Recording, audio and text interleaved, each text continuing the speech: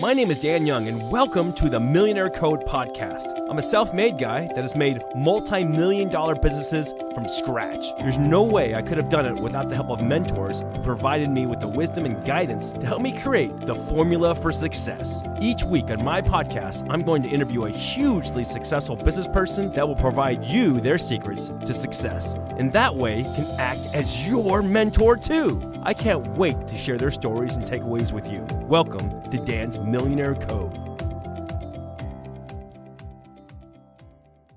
Hi, welcome to Dan's Millionaire Code podcast, where I bring in incredible super Jedi from all over the planet, millionaires, billionaires, influencers, people that really change the world and make a difference. And every week they share their deepest secrets with you to help improve your life financially, physically, spiritually.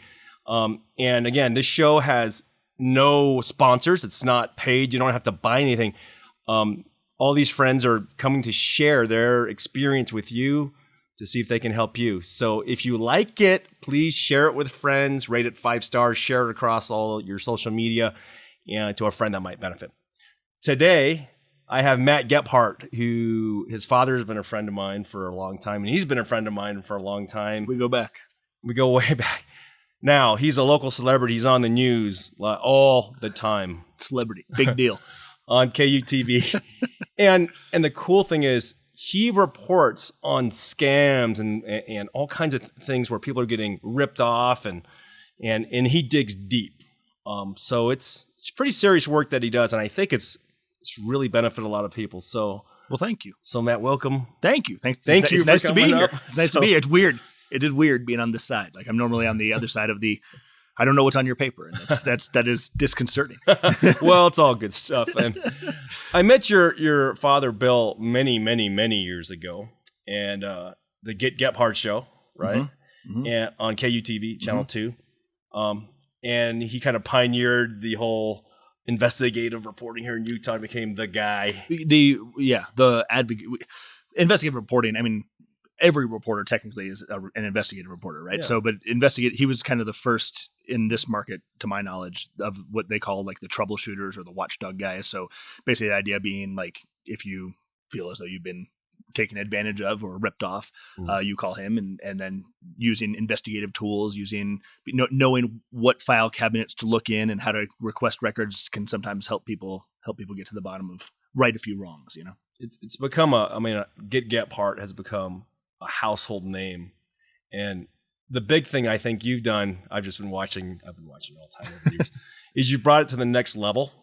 And that's huge because, it seems like all the different crazy scams and things happening are constantly evolving. Yeah. And you always seem one step ahead. I try to be. The one thing about scammers is every time, and I've interviewed people who actually have the power to do something about it, FBI officials and state regulators and everything. And every time I do, it just becomes clear the moment you do get ahead of them, they figure out a way to evolve. So when it comes to the legitimate scammers, there will always be thieves and villains. And I live in that world a little bit, but where I try to live is kind of more just like, I get the question sometimes like, what makes a story? Like when you're looking through all the emails and calls and stuff you get and you're trying to decide what's a story. And it's, the answer I always give is if you and I are just having a conversation and it's enough to make me just pound my fist on the table and say, that sucks. Then we start there. Maybe it's legal, maybe it's not legal, maybe it's right, maybe it's wrong. But if we just have something that, and the stories, like I went to the doctor for a regular old checkup, and next thing I know, because I said the wrong words, it turned into this super duper exam, and now I'm facing this massive bill I had no idea was coming. They're like, that sucks. Those are, and so that's where, yes, there's scammers, and believe it or not, probably at least half, if not more, of the calls and emails we get are from people who think they've been ripped off. And then as we start looking into it, I got a call from a guy the other day who was towed and he was so mad. And, we started like looking into it and stuff. And it's like, well, were you parked illegally? Well, yeah. Oh, geez. Like, all right, there's no story there. We can't put that on TV. But first, before we get into the meat there, sure. I'm interested, and I think a lot of the listeners and viewers are interested of, let's talk about Get Gephardt from when your dad got involved. And actually, let's even go back further than that. Tell us about when your summary of your childhood and then how you got into it. I had a great childhood. My dad was around. It's weird to think about, how much he wasn't around because it felt like he was around all the time. But he was, when I was born in Fort Wayne, Indiana. And then by the time I was, I don't know, a couple of months old, we moved to Indianapolis, and he was, and he started general assignment reporter, which is kind of every reporter. That's what they call him. And then eventually it turned into, they called them the troubleshooters at WTHR. And it was him and, I'm embarrassed. I forget the other guy's name off the top of my head. It'll come to me as soon as we're done here. But anyway, so they started doing this kind of troubleshooter unit, and was in Indiana till I was 9. And then he got recruited out to work for KCAL in Los Angeles. Yeah. Back when it was owned by Disney. Mm-hmm. And that was, I mean, great. Cause my dad worked for the Mouse. So where do you think I grew up? Disneyland, that didn't suck. And so, yeah, and on the beach and basically went all the way through high school in Southern California, and then moved to Utah, when my dad got recruited. So he worked with a guy who at WTHR in Indiana was a photographer, a guy named Pat Costello. They both kind of, their careers separated after Indy, but then Pat came and became the news director at KUTV and recruited my dad out of LA to come to Salt Lake and said, no one here is doing it. Come do it. And it's an important thing. You should come do it, and said the right things. And here we are. I came here for college. So how long did your dad do it for? My whole life. I mean, he was sort of like, one of the weird things about like this career is, the on-air thing is you kind of weave in and out. So he did like the anchorman thing a little bit, and he did the just general assignment reporter thing a little bit. And then when he got to Los Angeles, he was on the franchise evolved. It was called Target 9. It was KCAL Channel 9. Mm-hmm. So it was called Target 9. And so he, but it wasn't every day. It was kind of like you just got on when you could, and you see that with a lot of investigative reporters. Oh, yeah. So it wasn't until Salt Lake, if my memory serves, it wasn't until Salt Lake that it really became a commitment of, let's get on the air every single day. Let's put the franchise in the name of the reporter, as opposed to like, the troubleshooters or Target 9. It's like, no, like I know if I get into trouble, I don't want to call a TV. I know that guy has my back. It was kind of the Get Gephardt. And it was like Bill Gephardt. But let's, and then when he, he eventually retired, and I was producing for him. So I kind of did a whole bunch of things at Channel. The reason I came to University of Utah, was because I got accepted and didn't really get accepted anywhere else. Wasn't the best student in high school, but like me, right? Yeah. Do you remember high school? Yeah, some of it, a little bit. So I just kind of did all these different jobs. But the job that I was doing when he decided he'd been doing it my whole life. He was done. He'd been doing it for 35 or so years. And I was producing for him, and so it just kind of made this natural sort of progression. Like they wanted to keep the name, they wanted to keep calling it Get Gephardt. It was a tough time in the industry and at the company we were working for at the time, where there were some layoffs that had happened, and so they'd kind of gutted a lot of like the support staff in newsrooms. This is kind of recession era times, and he lost Get Gephardt, I should say, lost a producer, and I was still there and producing with him, but also doing all these other jobs. And he just kind of said, you know what, I'm good. I'm going to go do something else. Did you know when you were a little kid though, that you were going to be doing similar work to your dad? Not at all. What'd you want to be when you were a little kid? Photographer. I wanted to be a news photographer. And that's what you and I met when I was a photographer.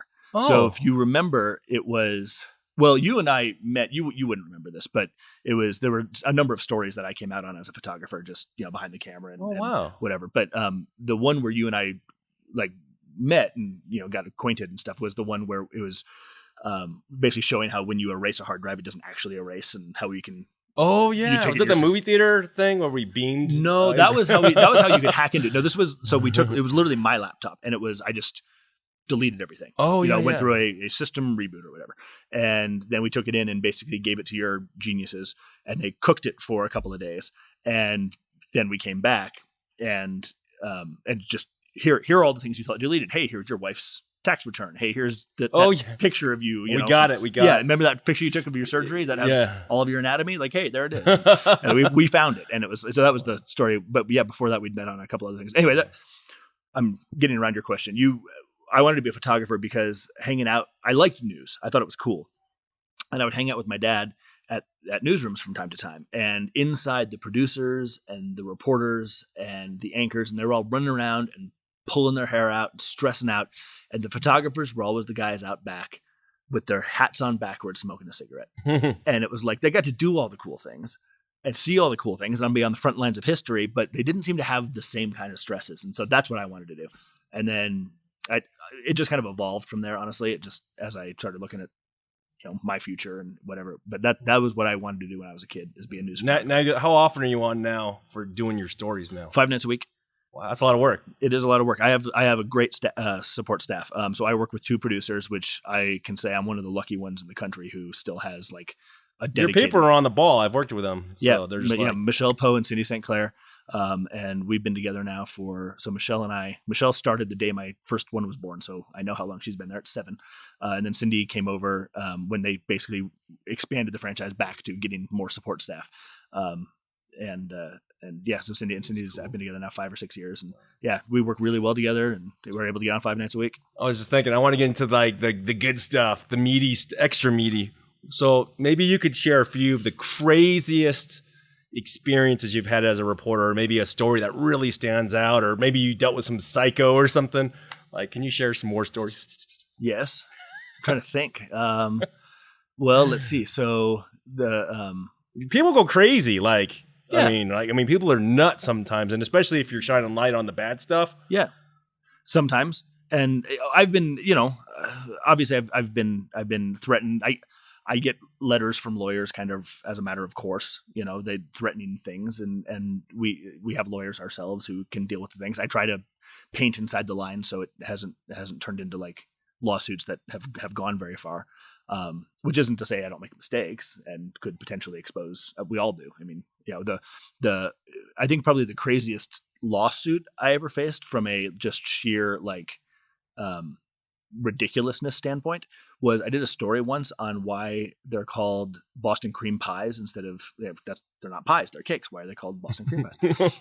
And we were shooting at this local bakery, and this woman came in, and there was not undercover, like our cameras were up, and she saw us here, and she comes in to pick up a wedding cake, and she joked like, it was kind of like, oh, I'm not going to be on, am I? And and I kind of said, is that okay? And then she's like, oh no, ha, and like, but it was laughing, and so and you don't need permission per se. We had been invited into the place. She was in a semi-public area. We had obviously permission from the business owner to be there. She saw the camera. That's all set up. I mean, that said, I didn't need to put her on TV. Like, I wasn't trying to do anything. If I don't know what her story is, but she was mad as a hornet that we'd put her on TV, and she called the TV station and spoke to my bosses, and I don't know what happened to her threat, but that was kind of a crazy one where it's just like, really? Like, I did a story about, could there be a sillier story to do? Why they call them, we had just have a Friday segment called Good Question where I answered random stuff. And that was kind of a nutty one. I've been, punched and pushed and shoved. You've been punched? Oh yeah, sure. Well, give me an example. Tell me the story on that one. Punched? Yeah, walking up to punched. So the only time I've been punched was as a photographer, when it was like a full on like punch. I've been, definitely had like dukes come up and stuff. And there's a million stories like that where and just I didn't know, like, and just guys chesting up and stuff, and shoved and pushed. But the only time I have any like real physical damage from it is I have I had the viewfinder on my lens, so I was shooting, and we were in court, and a guy came out and just punched the lens. He just didn't want to be shot. And he came out, and that hurt because it was like the whole viewfinder. You had scoped, right? Into the eyes. So I had a big black eye all the way around here, and so that was kind of a. Have you, when you've done a live thing where you're going and investigating, though? I mean, have you had somebody like go crazy, verbally just cussing you out and just? Yeah, I mean, what's the setup on that story though? What happened? Like what kind of stuff are you investigating? You have to keep in mind it tends to be people who are guilty, I think, and are just kind of at the end of their rope. There are the number of times when people just freak out on me. I'd find it tends to be when either I have it totally wrong, and by the way, like, I don't just go on TV. That's why I'm calling you. And it's usually like on the phone. Like, I call them up. Hi, how you doing? Matt Gephardt from Channel 2. I've been told this.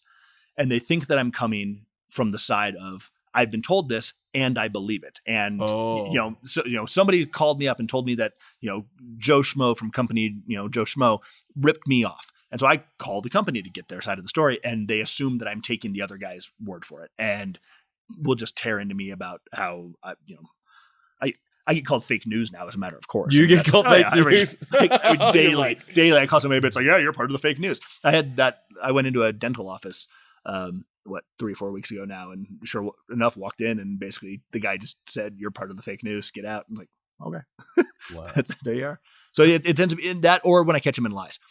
So people will say things, and then can you give us an example of something crazy? You don't have to name the companies, okay, but specific, kind of like you're like, damn. There was a tree trimmer who I called up, and basically he basically said, I'm brand new to the company, I have no idea what you're talking about, and then I was able to point out like, no, I was able to follow things through and basically figure out like, okay, no, it seems to me like you bought the company from this guy, and this is the guy who came out and did the work, and I'm looking at your website and his picture's all over it. So I don't think you really have no idea who the guy is. And as soon as I did that, he just started, this was just in the last 2 weeks, he just started like railing at me and cursing at me. And, do I not care that I'm just as big of a piece of, is this a cursing podcast anyway? But, whatever you want to say. No, it's totally fine. Just as big of a piece as, he's hurt I am, yeah, and I'm ruining his life, and I'm ruining his family. And and that's the kind of stuff. It's like you're trying to do fair stories, and you're trying to get to the truth of things, and trying to broadcast things that you feel are worthy of broadcasting. But that does, we do have the power to impact people's lives and livelihoods, and that is a serious responsibility. That people think I'm anti-business. I'm not anti-business. I'm anti-bad business. Mm-hmm. And so and I approach it very much from I'm not here. I'm here to tell stories. I'm here to tell accurate stories. But people, just the fact that I picked up the phone and called them, and the fact that they think they're going to be just lambasted on TV, you can understand. You're a business owner. You can understand why that would just send you through the moon. Like, my God, what could this guy do to me? And scary. I can see why that's for scary. People. And I can see why people lash out at me. So. And especially because your influence level. People in Utah, at least from what I've heard from other business owners, they don't say, "Oh, I'm gonna sue this person as much as," or "I'm gonna go to the government," or I'm gonna call Get Gephardt. Yeah. That's what they say. Yeah. So they call you even before Better Business Bureau. Anything. Sometimes the bureaucrats or the Better Business Bureau will actually refer them to us. There have been situations before where I know something will be taken to the I have a decent relationship with some of the state regulators, and they'll come in, and it's maybe the kind of thing that the state regulators can't do anything about because it's not technically illegal. But at the same time, this is newsworthy. This is the kind of thing that maybe should be illegal. And so people get referenced to me from some of the regulators, and the same thing with the BBB. Just last week, I did a story about a Christmas tree company that is failing to deliver. People order the Christmas trees. Christmas trees aren't coming. That sucks. That came like the BBB was basically like, we've gotten 275 complaints. We can't count on people just coming to our website and seeing this stuff. Let's call Matt, and maybe he'll do a story. So don't order trees from the Don't Deliver Tree place. Yeah, well, just getting the word out. That's the power that we have compared to some of the other. It's pretty big. The Better Business Bureau. You know that name. The Utah Division of Consumer Protection. You know that name, but we have the power without spending any money. In fact, I get paid to do it, to go on television and broadcast it, to get the word out. So we can be, I have plenty of good relationships with people in the state too, who think that, I'm essentially their megahorn, right? Like, mm-hmm. You have something you want to get out. I'm the megahorn. I do my own independent investigations. I verify what I'm told is true.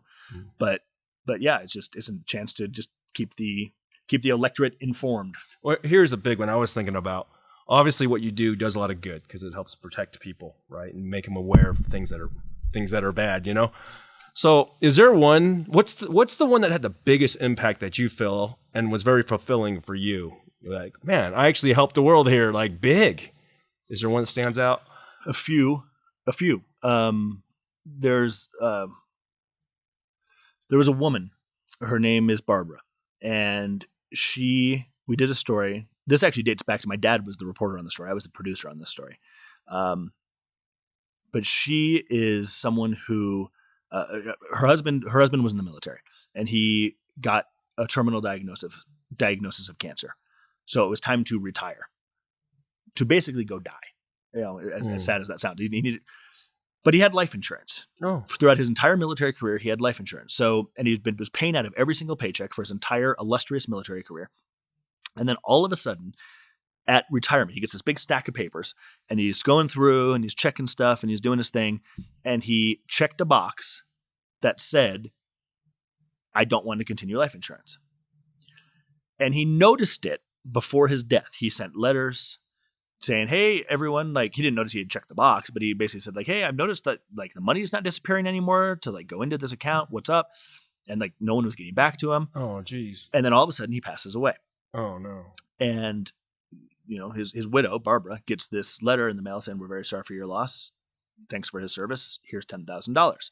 And she thought he had a $250,000 life insurance policy. So life-changing money. You know, $250,000 to a woman who was her age, that's lived the rest of your life. Yeah, money. that's a retirement. That's retirement. Jeez. That was the plan. This is a man who, I never met him, but presumably loved her and wanted to make sure she was taken care of. And you can see that evidence of that from the fact that he'd been paying this his entire career. So the question became, why in the world would somebody who's about to die and know that they're about to die get rid of life insurance when they've been paying into it the whole way? It didn't make any sense to me.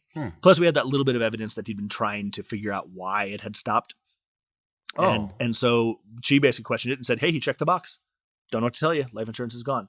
And we were just going to do the story. And I called the Office of Personnel Management for the federal government, and they investigated and ultimately figured out, yeah, we agree. He wouldn't have done that. And they reinstated the policy. And that was like, nice. That was one of those ones where it was like, I never expected that to happen. I thought this was going to be one where we go on TV and report the horribleness of this, you know, checked box of doom. And no, instead it's like, and that was like, so he did the right thing. Legit life-changing. Yeah, that one has always stuck with me. And how much I know that, like, and I still get Christmas cards and stuff from her. It's just like seeing how honest reporting was able to impact her life in an awesome way it's cool to be part of that. That's pretty cool. So that's man. A fun one. Yeah. Wow. But the funnest I ever had was, I went to University of Utah, and, you know, as a photographer, I got to go to the Sugar Bowl and the Fiesta Bowl. So those are like the funnest times I've ever had. So that's pretty impactful, though. I mean, that probably made that lady's life, you know? Yeah. I mean, I think she would tell you that. Yeah. Yeah, dude. So yeah, right on, dude. That's kind of fun. Yeah. We just had a lot of those over the years where it's just like, you know, you fix problems in a way that really changed people's lives. We did one just this past month. It was a woman who has basically found herself into a bad situation. Do you get time for all this? Yeah. This is great. I just love it. So she got into this just kind of bad situation. So she moves into this house, and she doesn't have all the means in the world. Okay, so she's the kind of person who qualified for some government assistance to get housing. There's a program through the Housing and Urban Development that allows people who don't have a lot of money to move in. And what they say is, hey, we think people who live in one place for a long time invest in their community, invest in its safety, invest in its beauty. So we'll give you this loan that you otherwise wouldn't qualify for, but you got to promise to live there for 15 years. And she said, okay, deal. Shook hands, rock and roll. And then she did, in the spirit of improving her community, reported on some gang activity she saw a few doors down. She was basically fingered as the whistleblower. Oh, no. And so now she's getting like straight up death threats. Like, you know, I don't want to give all the tells away, but there are things that, like, having grown up in Los Angeles and stuff, that I can recognize from living there, and plus dealing with police as much as I do. Like, this woman is like, this isn't like, oh, you know, they're, you know, I mean, they're like literally driving by her house. Like, stuff's not even so subtle. Like, I'm, you know, driving by her house and doing that kind of stuff. Like, so she's like, I gotta go. I gotta go. Yeah. So she contacts the city, which administers the program, Salt Lake City, and they basically said, "Yeah, you're stuck. I don't know what to tell you. HUD won't let us let you move. So you can move, but, you know, you basically walk away from everything." And she's like, "Man, I've lived here for like 6 years. I've got like $80,000 worth of equity put into the place. I can't start over. I can't, like, so you're telling me, so I can't move. I can't move unless you let me sell the house." And they said, "No, that's the answer is no. You committed to living here 15 years." And it's like, so we were able to basically just kind of take that and say, like, okay, help me understand here how the reason you're committing her to 15 years is because you want her to build up the neighborhood. Calling police when you see crime is something I assume the city wants you to do. So how can you then turn around and, like, basically punish her when, in the act of reporting a crime, she has now found herself at the end of a muzzle? And we were ultimately able to get HUD and the Salt Lake City government onto the same page and get her permission to move. Basically, Dude. get her. Yeah. So like, and so there's So little they ones. bent the rules. They actually They didn't bend usually the, with they the didn't bend the government. rules. We clarified the rules. Oh, that's the amazing thing about they the government. clarified. Is the rules are by and large very, very ambiguous. Oh, And so, and there's silly stories. There was Utah is a little ridiculous in some ways. People would disagree with me maybe, but you are not allowed to have certain things on license plates. Okay, that's true everywhere. Okay, you are not one of the things that is written into code. It isn't. You start looking through the Utah code, it'll say things like, you're not supposed to have anything of a sexual content. You're not supposed to have anything of illicit drug, whatever on your license plate. I've seen that. Violence, that kind of stuff. Yeah. There is, and we've done stories before. There was a guy who owned a bunch of like snow making, those like not icy, but the snow cone making things. And he wanted to like put, Iceman on his various license plates. And they said, no, because ice is a euphemism for cocaine. And so, Jeez. but then we were able to like get the state to see that clearly this is a snow making thing and bend the rules there. Not bend the rules, but recognize that he wasn't doing this to sell cocaine. But there's one thing that is specifically written that you are not allowed to do. And that is the number 69. You can't have it on the plate. You cannot have the number 69 on a license plate. That is in the law. So I met a guy who was wounded in. He wanted a Purple Heart license plate that said CIB69. And it was because he has a Purple Heart, and CIB stood for Combat Infantryman's Badge, which is a badge that he earned. Sure. And 69 was, I think, the year of his service, if I remember correctly. And so he wanted, or when he was wounded, and he wanted that on the license plate. Nope, can't have it. Absolutely can't have it. It's like, this is not sexual. This is, nope. Sorry, that one's just like written in the law. And so we were able to report it. And the nice thing about this is not one where we solved it or got anyone to do anything. But sometimes what's cool about the stories we do is then the right people see them, the people who actually have the power to do something about it. And so in that case, his legislator down in the kind of the St. George area saw it and said, that's ridiculous. And they connected, and he ultimately ran a law to change that, so 69 is still in there, but there's certain now parameters. So like if you have like a 69 Chevy, that was like this loophole that was put into the law. Oh, okay. Or if it's for a specific military year of service, you could, so like, sometimes the right people see the stories and they can recognize the oddity of whatever we're reporting on. That's pretty cool, man. Yeah. I'm going to go to an interesting question here. All right. Is what are some of the biggest challenges you've had being in the business that you're in? What are some things that are just like, oh my goodness, that you lose sleep over, or have lost sleep over the years? And how'd you overcome those? It's a good question. Some things are getting worse. I'm not trying to be negative, but some things, the nature of the business is with consolidation and other things, it used to be, to borrow a phrase from Rod Decker, who I used to work with, a reporter who I used to work with, having a TV license used to be a license to print money. And that's just not the case anymore. And then all we got, what I would say is probably one of the biggest challenges today, is all we have is trustworthiness. And that is being undermined everywhere you look now. If you don't trust me, why are you going to tune in and watch what I have to say? Right. And so seeing that being undermined by the president, seeing that being undermined by other politicians, seeing that being undermined by, businesses who don't like the reporting, like, it just feels like honesty has, in the last, maybe it's always been this way. I'm only 38 years old, but it seems like in the last couple of decades has gotten more and more checked. Just truthfulness, just like the ability to walk out there and say, yeah, I messed up, and here's why it'll never happen again. Or, no, Matt, you've got the facts wrong, and here's why you got the facts wrong. And instead it just becomes, attacking the media. And there are plenty of people who believe that. And frankly, I feel like there are plenty of people in the media, I'm guilty of this too in some ways, who have in the process of getting defensive about being attacked, have maybe not done, have maybe played right into the hand of the people who are attacking you by taking it personally, by getting out on social media and poking the bear. There's a certain person on the White House press corps who I feel like grandstands And so when the president and his people come out and point this, person out by name and say, this person is a problem, it's hard for me to say to, my right-leaning friends who want to, come at me and say, yeah, what do you think about that? It's like, it's hard for me to say like, oh yeah, free press, it's all great. It's like, dude, that was grandstanding. That was lame. That shouldn't have happened. Mm-hmm. There's a guy in the press corps who I remember specifically said, he was called upon to answer a question afterwards. He says, thank you. And afterwards, maybe you'll call on one of my female colleagues and stuff. And I just thought, like, why are you grandstanding? Like, what do you, like, what are you implying there? Ask your question, and I just didn't like that. I know there are plenty of people who disagree with me, plenty of people in my business who disagree with me.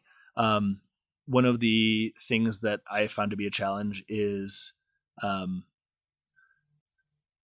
there's a certain way that journalism is an art, right? Like this isn't math. We're not doing a math problem here where there's going to be a right answer at the end. It is an art form, and we're trying to go out and we're trying to tell meaningful, impactful stories in an entertaining way. And sometimes we do well, and sometimes we do not. But we get a report card every single day. So Nielsen ratings, it used to be we'd get them kind of at the end of the ratings period or a few days out or whatever. But because they're coming in so quickly now, and not just Nielsen, but other rating systems, because they come in so quickly, there's the ability to react, which is a very fine line between an ability to overreact. And so sometimes, you look at a story that didn't do so well and you start immediately micromanaging or maybe overcorrecting a little bit. Oh, yes. And so I think that's become one of the challenges as somebody who's in charge of a lot of the promoted content at my station. One of the things that has definitely become a challenge for me is, trying to react without overreacting, trying to make sure my boss is not overreacting, and my boss is good about that. Like he is a numbers guy who can sit there and he's also, he's smart. He's one of those guys. I've had good bosses. I've had bad bosses. My current boss can sit down and look at boss. I have a good boss. Good. Don't mean we agree on everything. In fact, we disagree as often as we agree. But that's also part of the thing I love about news is because there are no right and wrong answers. What story are we going to? At 2:30, everyone in my newsroom is going to walk into a room and just try to figure out what we're going to do for the rest of the day. And there's going to be a lot of opinions, and the majority of those opinions will be shouted down. It's only a 35-minute newscast. When you figure in commercials and sports and weather and stuff, you're down to just a couple of stories. We only have three reporters on any given night. So what are we going to cover? And everyone's going to come in with ideas, and only a couple are going to get the big coverage, and then the other ones are going to get the smaller coverage, and then some are not going to be covered at all. Maybe just on the website, maybe not at all. And where are you going to allocate your resources? And so it's a fun ballet that we do every single day that can be very, very frustrating when you think something is really important, but your boss doesn't see it that way. Or when you think something is really, really important and your boss, takes it the other direction. There's a story where I saw a commercial during the Super Bowl that I was really, really angry about. Which one was that? It came from the public safety folks. And it was the little girl who died. It was very, very powerful. But there was a little girl she was in the back of her car and she died.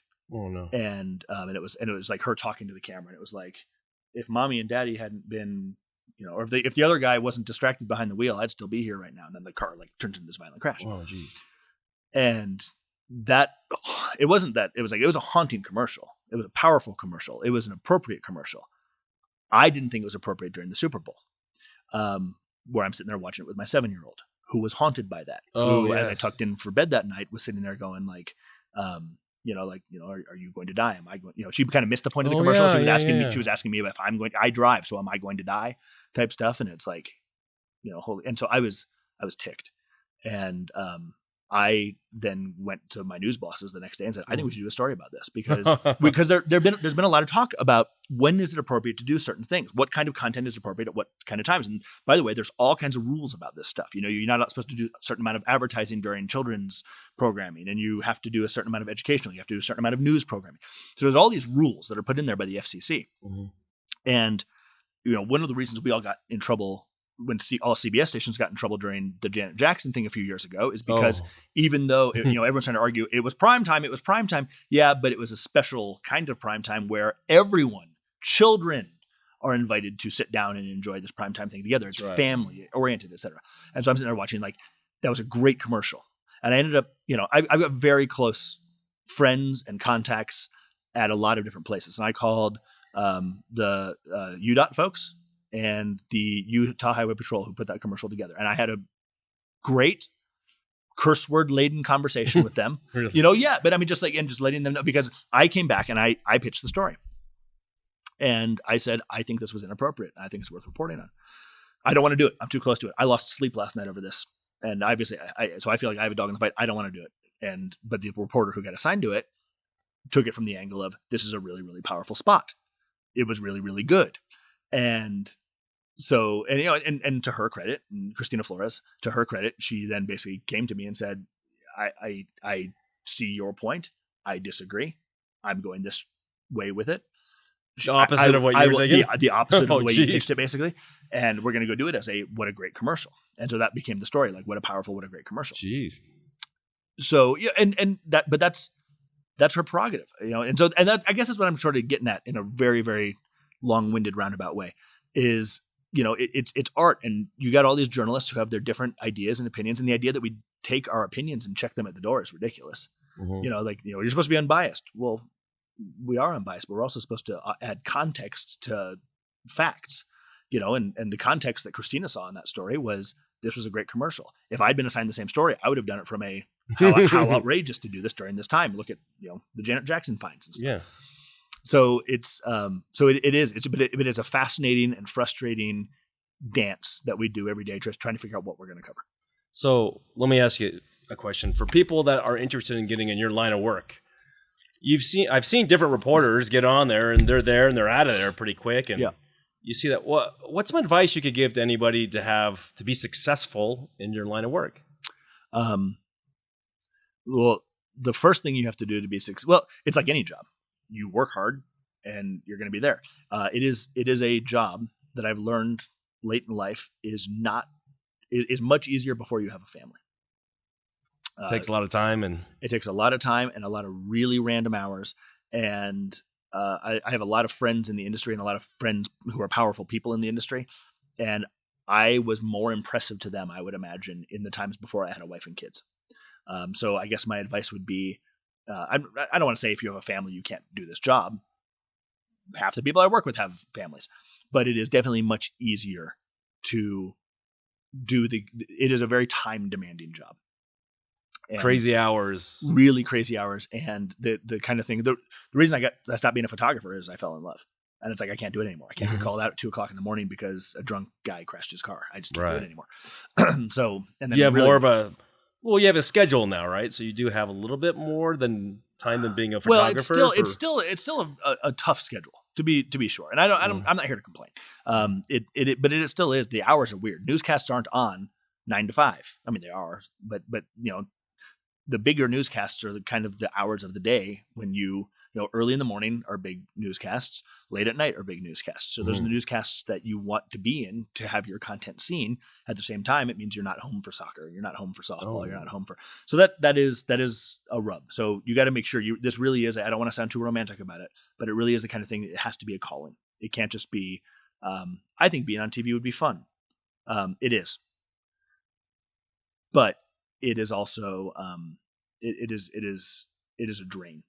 To work the hours and stuff. So that my advice would be, make sure you really want to do it. It's an incredibly important work. I stand by the work, but make sure you want to do it. So you're a family guy. You've got how many kids now? 3 kids. 3 kids, little, big, medium? 4-year-old twins and 7-year-old daughter. Wow. Yep. Married? Yep. Married since 2007, I think. Yeah, 2007. How does that dynamics work at home with your wife? And so you have to report at crazy hours too, and be out early and late. And it is. It's like anybody who has to. Everybody knows somebody who works nights and weekends and graves, and it's no really different for us. I don't deal. Excuse me. Mm-hmm. One of the things that's kind of weird is I do deal in sources, and I do deal in people telling me things in confidence that I don't tell anybody. I don't tell my producers. I don't tell my boss. And, it's rare that I have the kind of secret source that I really keep it 100% to myself. But it's weird. But in that case, it's weird to be able to bring stuff home. and not be able to talk, like have it in your Oh, that head is weird. and not be able to talk about it. So do you ever sit there like pillow talk with your wife and you're like, well, I can't talk about that, and your brain stops you? I just kind of, I kind of just don't start down that road in those cases. Because she would know to ask, like, oh, so this random person gave you this random thing from this random file cabinet they shouldn't have, I can't, like, I just don't start. She would never think like, hey, did anybody, sneak something out of the whatever governor's office today? But so, and by the way, that's never happened. I shouldn't have said governor because that is not a good example. But yeah, so the best advice I'd have for somebody who wants to get into the industry though is get an internship and do nothing else. And be impressive during your internship. So all the major state schools offer internships. And the TV stations will take them and the newspapers will take them, but it's through a school typically. The internship typically they are. And it's those people who have the ability to be impressive in the moment who I think have the easiest time getting in the door. You can do it other ways. You can put together a great resume tape and a great resume and go start in a small market and slowly work your way up. But could someone like go directly to the TV station or approach you or approach, directly to the business? I'd like to be a reporter, please. I like to be an intern. I'll do anything. I don't know. I don't know. I can only speak for my station. I know the different have different rules, and I'll be honest with you, I don't even know what our rules are. I know that there's like insurance things, so it's not as easy as like, yeah, sure, come on in and just hang out. It kind of used to be that way, but it isn't anymore. Jeremy Harris, who's one of our great reporters, he was an intern with me. He was at BYU, and I went and lectured at one of his classes, and he basically just said, I'd like to come intern, and I was like, great. Come on. And we worked it out. I don't remember what all the rules were. I think he had to pass a drug test or something. And then we needed vacation fill. And I'm sitting at my desk one day and I'm clicking around on Facebook, and he and I are Facebook friends. And I watched the story he did about water levels at the Great Salt Lake for KBYU. And it was like, that was great. And I don't mean just like, oh, that was great for an intern. It was great. It was better than some of the reporters in this market put on TV. And it's like, that was really good. And I took it and I showed it to my boss. Different boss then. And I showed it to my boss, who was in the middle of trying to figure out how we're going to staff the week of Christmas. And it was like, hey man, look at this. And I don't want to take any credit for Jeremy. Jeremy's a workhorse who deserves all credit for everything he's done. But but it was there and being impressive and being engaged with me in his internship role that, and then impressing my boss and then just kind of being available, kind of in that moment when, oh my gosh, what are we going to do right now? That it turns into a job, and it's turned into what's now I think he's 5 years at the station now. So it's turned into a career for him. Wow. So yeah. Is your business more, do they like sign contracts with you guys? I have a contract for a certain amount of time, and you got to renegotiate and all that, like any, celebrity, right? Yep. That's cool. I don't know about celebrity, but yeah, I mean, like a lot of employees. Yeah. I am a contract employee, and yeah. People are pretty addicted to your show, so yeah, I hope so. I mean, they look forward to it. They're like, "What next?" I always do. I thank you. I don't try not to take it for granted. So, I've known you for many years. You seem to have lost quite a bit of weight, put on a lot more muscle, those kind of things. A little bit. When you and I met, I was skinny. Yeah, I was a photographer. I carried around gear and ran around and had the metabolism of a 20-year-old man. And then I got fat. And me too. Yeah, I just came from So how did I do it? I don't know. It's not rocket science. It's more calories out than in, and I'm certainly not where I need to be. I have a doctor appointment next week. I'm positive he will yell at me for still continuing to be too heavy. I was visiting the station the other day, and I was looking at a lot of the other people at the station. I bumped into Mary Nichols, right, and a bunch of people. And I'm like, these folks look like they're in such great shape for their age too. I mean, they're doing it for so long, high stress. Pretty amazing though how everyone in that building looks. It's hard not to be a little vain when you're on TV. Like when you go home and you see yourself and it's like, I don't look good. And that's usually what it comes down to, honestly, is I'll watch myself on TV at the end of the holiday season and be like, look at that chin. Look at that extra chin there. So yeah. So I don't know. I have a brother who's a strength coach at TCU. And then I have another brother who owns... Was he like an MMA dude? One brother? So one brother is a coach for basketball and some other things at Texas Christian. And then the other brother he owns a gym here in Utah called Factum. Oh, yeah, And it's kind of an MMA sparring sort of gym, but he also does CrossFit and stuff. Anyway, and for years, my brothers, who are the meatheads, have been kind of telling me I ran. That's what I did all the time. And it's like, if you really want to lose weight, run, enjoy yourself, sure, but lift weights. That's going to be better for you. I was like, yeah, okay.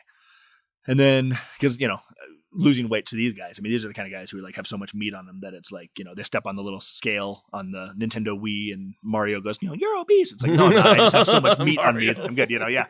So when I get on and it says you're obese, it's because I'm fat. So and they're like, do it. And so then I jacked up my foot, running the Salt Lake Half at the beginning part of this year. And I was a size 40-inch waist at the time. And I was like, well, I can't run, so I guess I'll start doing something. I get to the end of the summer. Normally I go through ebbs and flows, like, winter time, because was running. It's like is when I'd get to my heaviest, and then summertime I'd get down and just kind of go like this every year. And but then it was like, all right, well, I get to the end of summer and I didn't really get down. This is bad. So on September 1st, I'm like, okay, I need to do something. And so I downloaded an app that just puts together workout programs. My brothers made fun of me because they said, like, we could have done that for you, but whatever. But then I just go to the gym and I started like every other day just moving a little weight around and not killing it, but just half hour here, 45 minutes there, and following the structure of the app, and it worked. I went from a 40 to a 32 since September 1st. Dude, right on, dude. So that's it's like, mega. It's just like that's fast. It's like I should have listened to my brothers a long time ago. Wow. Yeah. Well, and they all say the earliest stuff is the easiest to get rid of, but so yep. So I want to give some advice. I want you to maybe give some of your best advice on this. Every time I see you on TV, the energy is there, the passion is there in your pitch. I haven't seen you really have a down podcast, even though something could have been going on. How do you prepare, or how do you come off consistently energetic, enthusiastic, passionate, focused, present in your reporting? Is there a trick?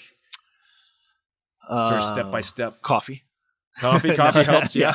To be clear, I am nowhere near as good at that as many in my industry are. Shauna Lake is a master of being totally run down and then just being on. And she can really, she's somebody should give her. Shauna's amazing. Yeah. She's so good at that stuff. And so there are people who can do it. I feel like there are times when I go home and my people who really know me, my wife, I can go home and she can be like, you look tired there.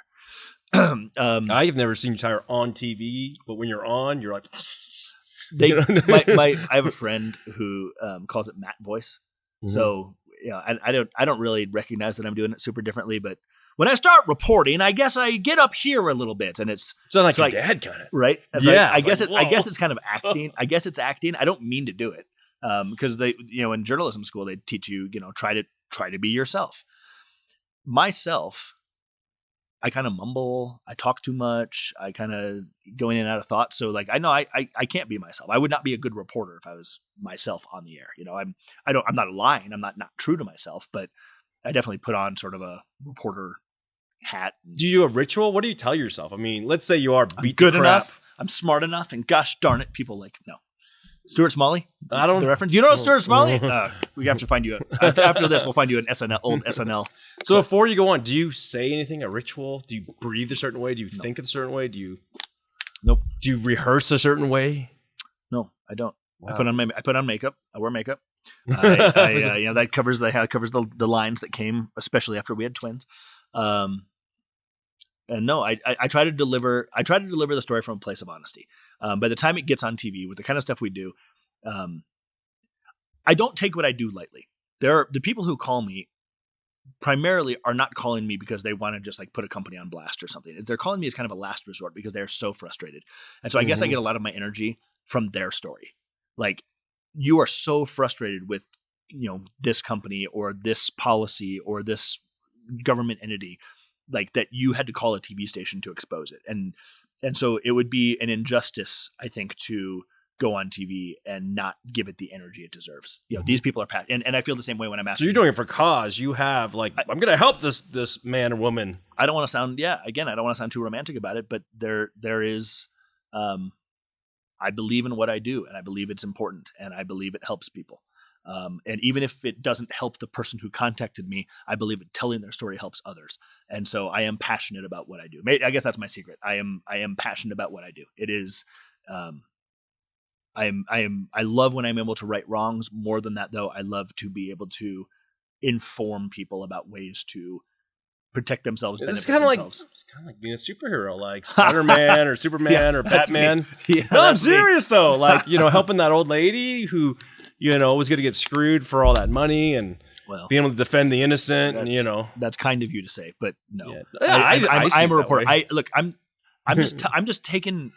taking information and I am using some investigative skills to better the information, to verify the information, to find out whether or not a problem is a one-off or a systemic problem.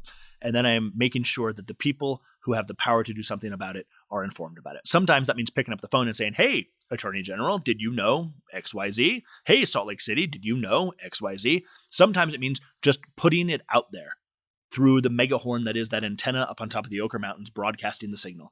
Just putting it out there so that people can see it and know about it and arm themselves and take the things. The recalls are a perfect example of that. Like, we just need to. How would you know that there was a massive recall of lettuce a few weeks ago if we didn't tell people? And so you have to, and then you also have to take that power incredibly. I take a great responsibility. I find great responsibility in that power. I'm a superhero. I'm like Spider-Man. It is. I'm like It's a lot of Spider-Man's power, dad. though. No, Yeah, but I do have the power to affect change. Because you can really boost and you could crush things. I also have the power to scare people unnecessarily, and I've done that. Never intentionally, but I've done that, and I feel bad about it. And so I honestly, the place where I see that I have the most power is through my failings. When I get something wrong, and all of a sudden, because you don't get feedback when you do good things. So what's your biggest failure, man? That's always a crazy one. Yeah, I don't know. Like where you felt really bad. Like, oof. I've had a number where I felt bad. I've had a number where I've mostly felt like I could have done that a little differently. Here, let me answer the question this way. Accuracy in journalism should be strived for, but it is impossible to achieve. If I were to ask 100 people to listen to this podcast and give me 500 words on what we talked about, every single one of those essays would be different. Mm-hmm, yep. None would be inaccurate per se. None would be lying, but you're going to take things. There's always going to be things that end up on the cutting room floor. And what is really, really important to one person may be completely irrelevant to another person. And so the situations where I have felt bad are where I saw a story through a lens. Maybe it was arrogance, or maybe it was just the way I perceived things. And I reported it as such. And then after the fact, I was able to, somebody contacted me. Usually it comes from somebody contacting me and telling me I suck. And then I see it through that other lens and I go, yeah, okay. Yeah, no, that was a mistake. I shouldn't have done that. And when I get it wrong, I'll be the first one to go on TV and say, I got it wrong last So you've night. had to do that? I haven't had to do it much, but yeah, absolutely. Wow. Come on. Who hasn't? I mean, nobody's perfect. We all make mistakes, It's pretty big though. If you have to. I mean, part of it's legal. Your lawyers are telling you got to go on TV and say, I got this wrong last night. But you obviously want to keep those to a minimum, and even going on TV and saying I got it wrong doesn't negate the fact that you could get sued per se. But I do. Yeah. I see things through a lens. I report them through the lens that I believe to be true. And sometimes after the fact, my lens shifts. And I think those are the ones where I probably feel the worst. And some of those ones are the ones where maybe the lens shifts. The ones I don't necessarily feel bad about and consider them huge failures, but there are a lot of times when I think there are a lot of people who think if I don't call Matt back, he won't do the story. So Matt called me. I'm the company. Joe Schmo accused my company of ripping him off, and I'm going to call him up.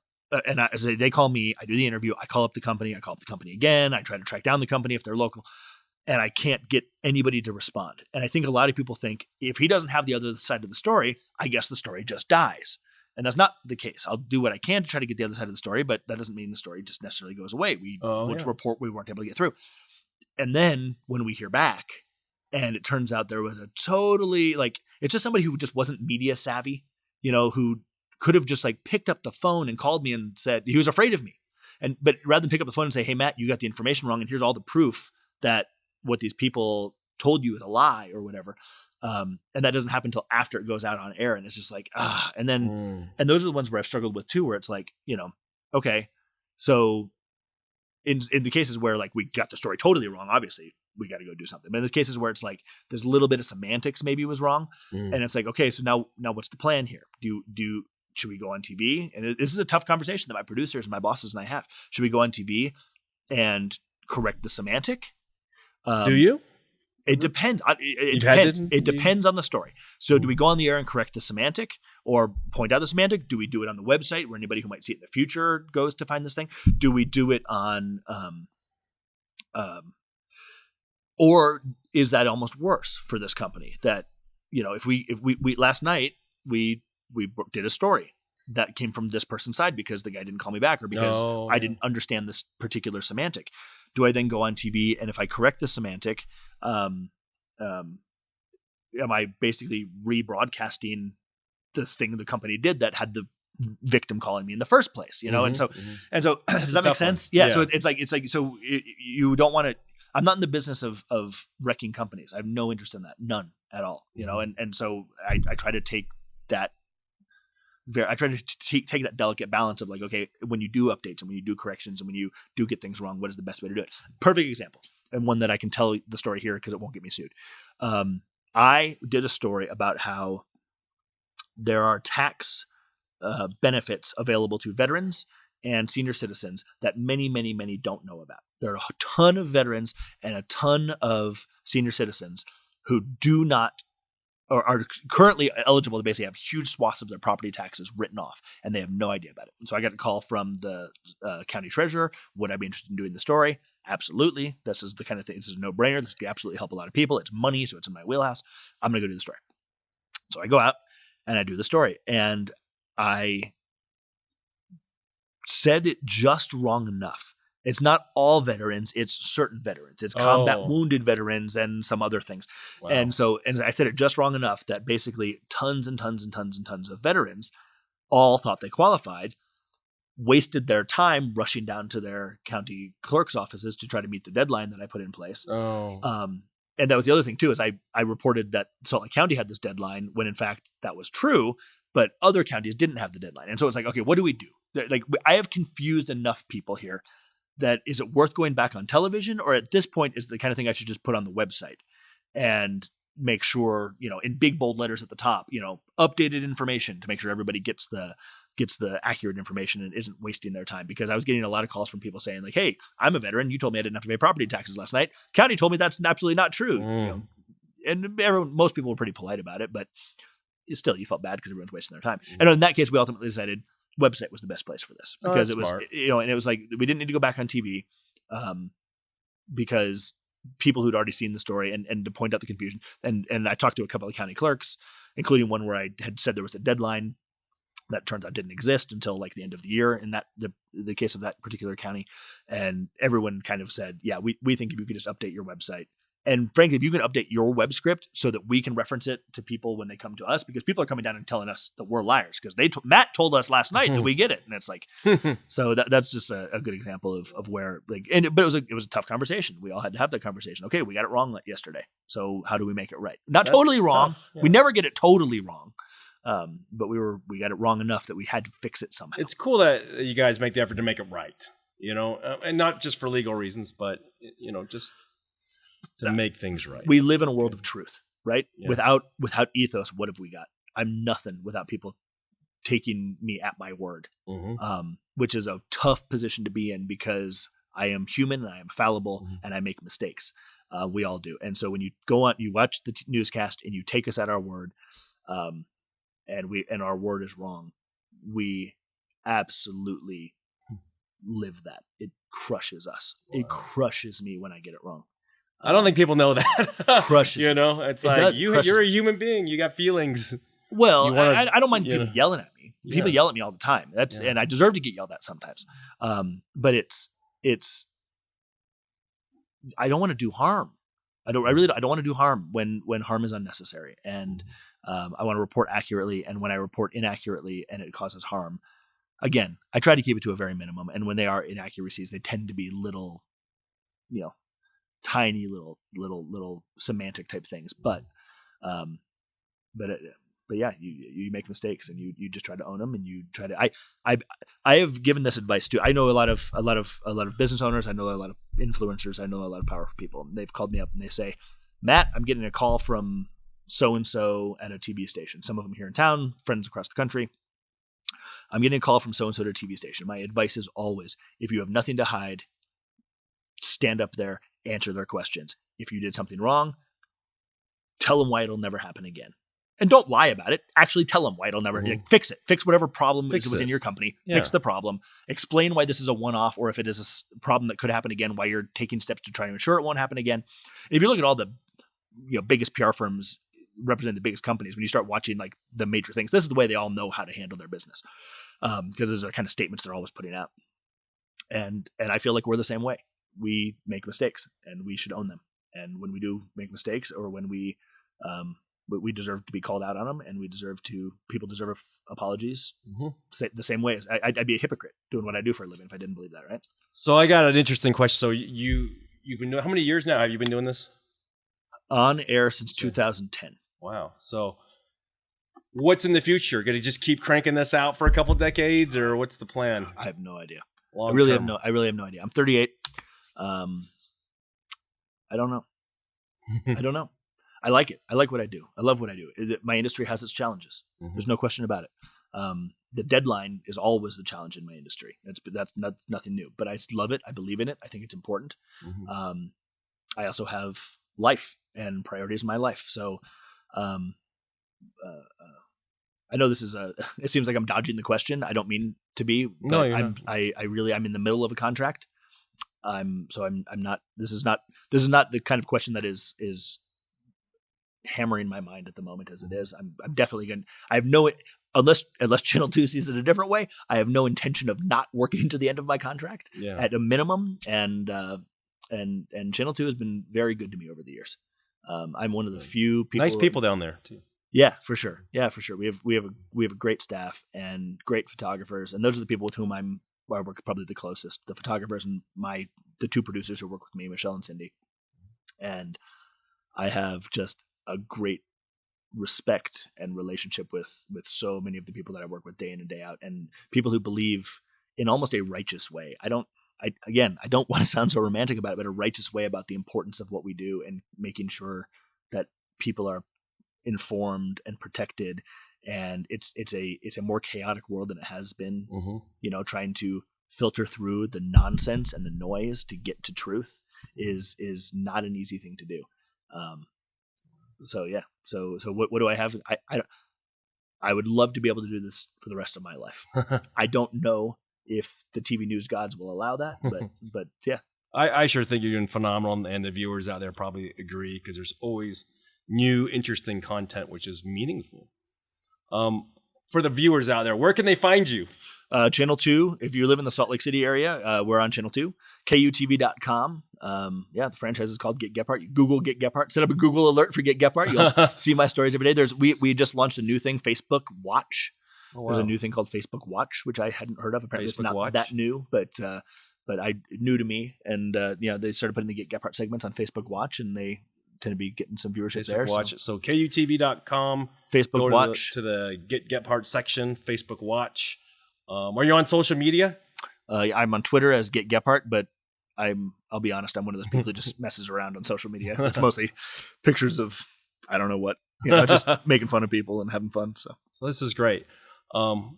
Matt, thanks for coming on. This is so awesome. And this is a story that I've interview I wanted to do for a long time. Well, I appreciate you having me. I know I've rambled a little bit, but no, this is beautiful. I'll come back next time with a script and I'll talk like a reporter. So friends, you've been watching Dan's Millionaire Code, and I hope you enjoyed all the knowledge and experience that Matt has shared you. And his saga continues to go as a superhero. You can watch him at KUTV.com. Get Gephardt, and just kind of watch all the crazy news stories he has. And if you haven't watched it, he's got some crazy stuff every week. It's almost like a ever-going series of reality, and he punches it right in the face and gets the truth to you. So, Matt, again, thank you. Yeah, man. Thanks for having me in. It's a lot of fun. Remember, guys, there's no sponsors here. We don't have commercials or anything with this. our guests come on to share their experience with you to help you become stronger financially, physically, spiritually, and mentally.